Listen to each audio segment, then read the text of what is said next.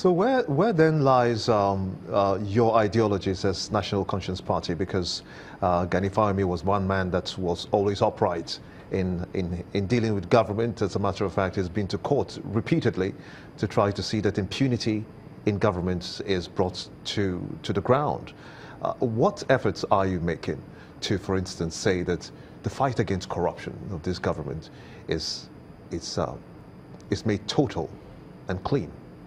Well, thank you, Gimba. Talking about a fight against corruption, you do not wait for corruption to arise, to take root and spread its tentacles around before you begin to fight it.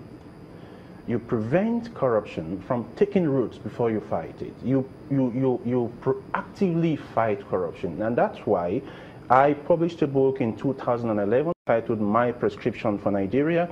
It's online, www.mpfng.blogspot.com. Now, some of the recommendations, there are 23 of them actually, and I did send to the government then.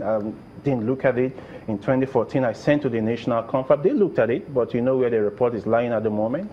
2015, after the inauguration of the current president, again, I sent it to them, looked at it, and, you know, tickled with a couple of it. And so what's important here is that, one, how much are we generating as a people, for instance?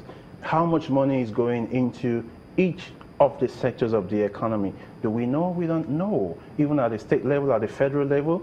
Now, when you make, how much are senators collecting? That's a different ball game. Senators will come and say, oh, we are collecting paltry sum. You go to the bureau and then you see something else. The politicians come, they say, so there's a lot of secrecy. The first thing is you must have transparency. And that's why I advocated that quarterly, every 3 months, the president, members of this cabinet will sit down and face the press, the Nigerian people. You come with your questions. If there is an allegation of misappropriation of funds against an individual in the cabinet, the person steps aside. He steps aside while the investigation goes on. You don't wait for half a year, Gimba, to take an action against someone who has been, you know, indicted of corruption in your cabinet. These are things that are important. So proactively, what we're saying is that you don't wait for people to chop before you come running after. You make it difficult for them to chop. And one of the easiest way is by publishing what you have on the table. This is what we got from the sector.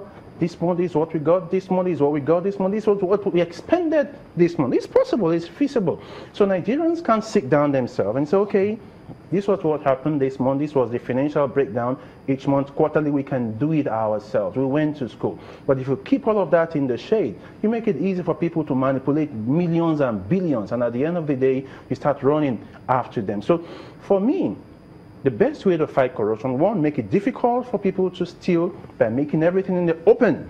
And two, if you have an allegation of corruption against any serving officer, let that person step aside. I did recommend in that book also that for any public officer who is indicted of corruption, the penalty should be life imprisonment without an option of fine.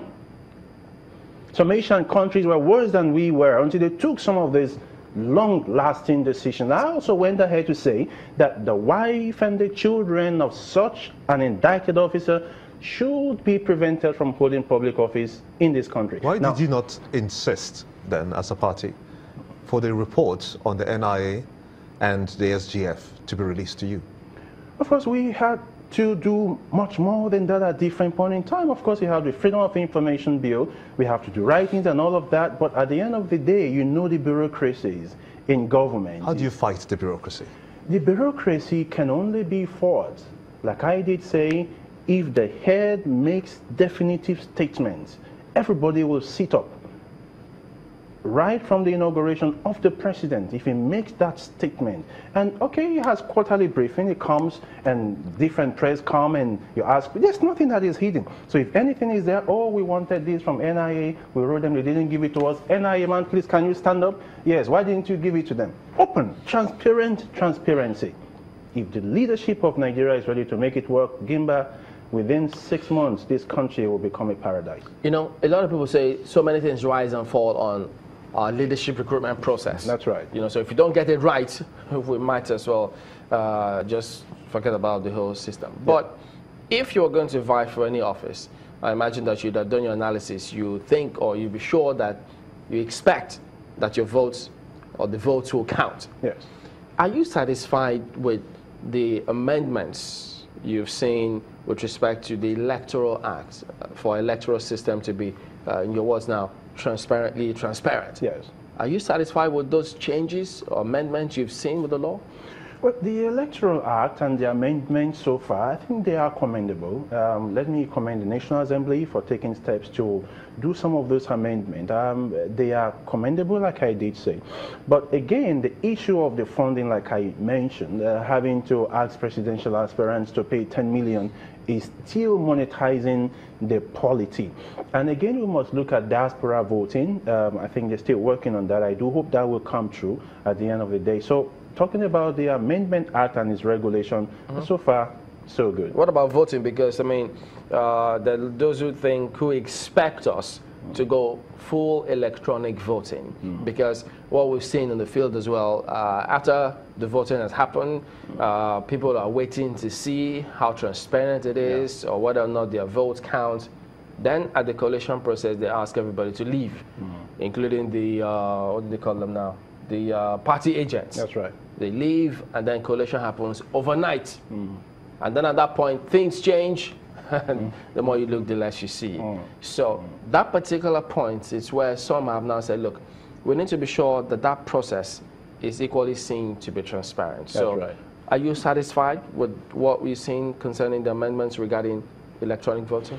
Electronic voting is an aspect we've been advocating over the years, and it's important that we get to that state. People would normally say, okay, Nigeria is not ready for electronic voting, and I would say, when are we ever going to be ready for anything?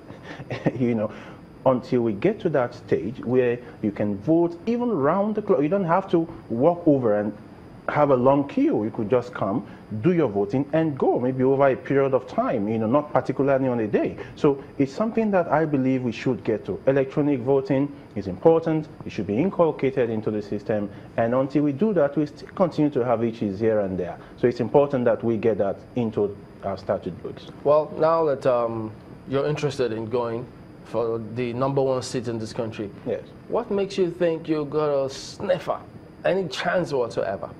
The chance is great, Chamberlain, very high. High because the people have tasted the right, they have tasted the left, they have seen that very little difference exists between the right and the left, and now they are desperately looking for something new, something different, a breakaway from the status quo, something unstained, something that gives a hope for tomorrow, gives a hope for the future.